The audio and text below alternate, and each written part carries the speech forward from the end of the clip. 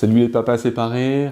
Dans cette vidéo, je vais vous expliquer comment il faut faire pour transformer les obstacles qui peuvent survenir à tout moment de votre vie en opportunités, en éléments positifs. Mais avant d'aller plus loin, je vous invite à rejoindre la communauté des papas divorcés et séparés en cliquant sur le petit bouton en bas à droite. Abonnez-vous, cliquez aussi sur la petite cloche pour être tenu au courant de la publication des prochaines vidéos.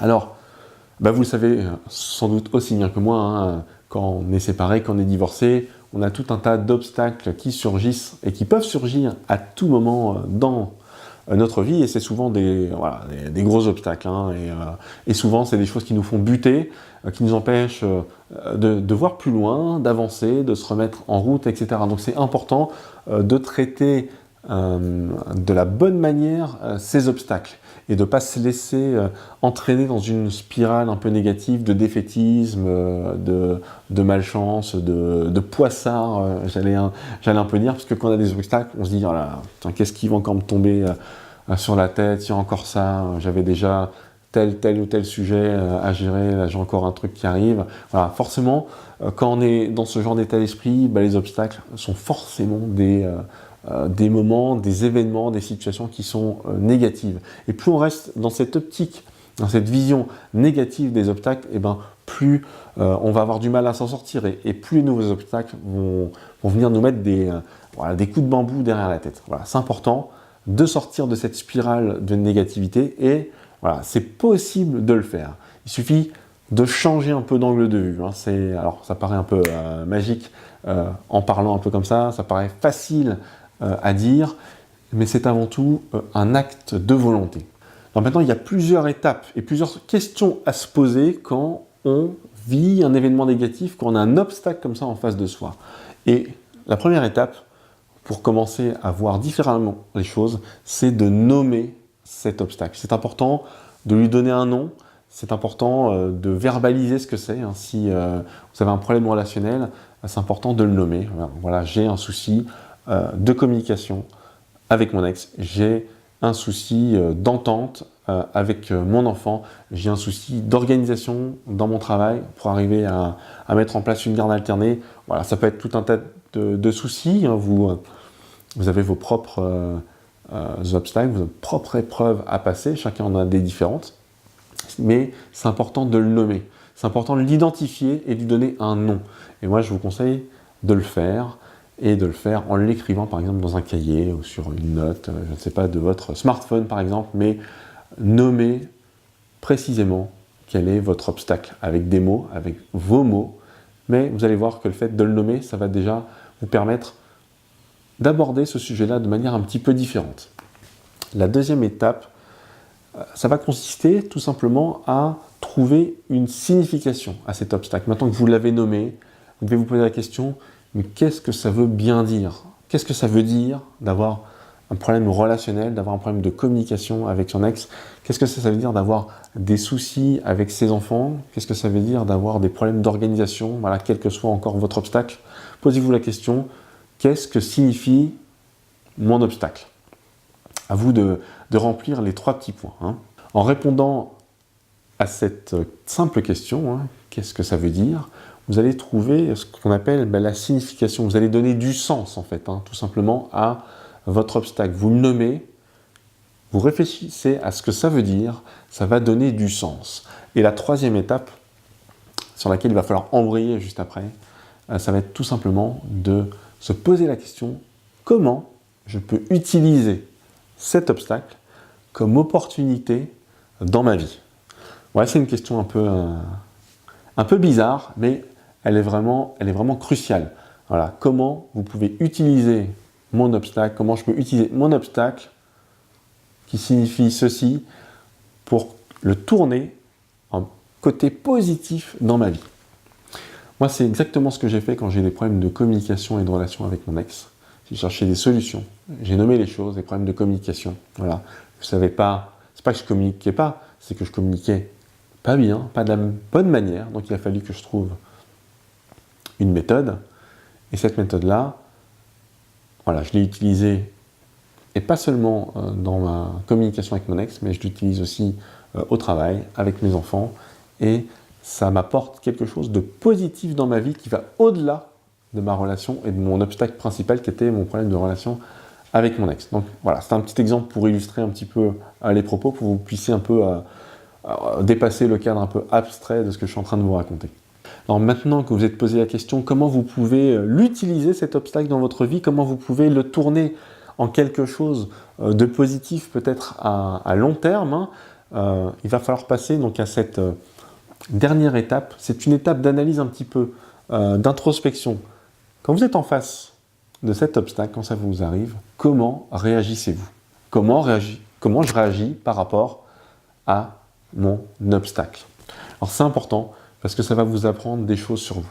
Ça va peut-être vous permettre d'avoir un petit peu de recul et puis te dire « Ah oui, c'est vrai que je réagis de telle ou telle manière et que ce n'est pas forcément le bon angle. » Ou en tout cas, ça n'a pas produit des bons fruits, ça n'a pas produit de bons résultats. Donc il faut peut-être que j'envisage d'attaquer ce sujet-là sur un autre angle.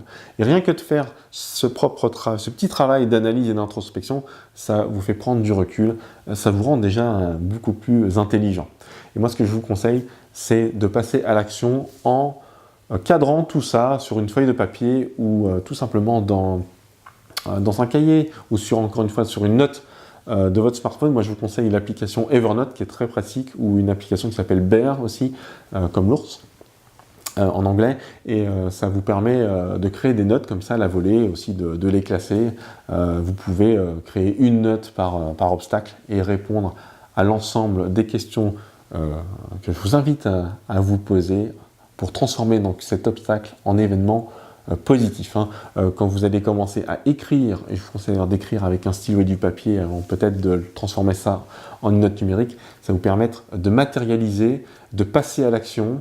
Et c'est déjà de se mettre en mouvement. Quand vous commencez à écrire, c'est la première action suite à une prise de décision. Ça montre que vous êtes volontaire et ça vous met dans une dynamique déjà positive. Donc c'est vraiment important de le faire. Moi je vous conseille cette étape d'écriture sur une feuille volante, n'importe quoi. Ou tant pis si c'est déjà sur votre smartphone, mais au moins vous matérialisez ce que vous pensez dans votre tête dans des mots qui sont concrets, que vous allez pouvoir relire, que vous allez pouvoir analyser, et vous rentrez déjà dans le cercle vertueux de la pensée, de l'amélioration de vous-même tout simplement. Voilà, donc on en a terminé pour ces étapes qui vont vous permettre de transformer un obstacle en événement positif. L'ensemble de ces étapes va vous permettre tout simplement de changer votre manière d'évaluer les événements négatifs qui arrivent dans votre vie. C'est une réévaluation automatique de votre système de pensée un petit peu. Donc moi je vous invite vraiment à respecter ces 4 étapes que je vous ai listées. Donc je vais vous les énumérer pour résumer cette vidéo.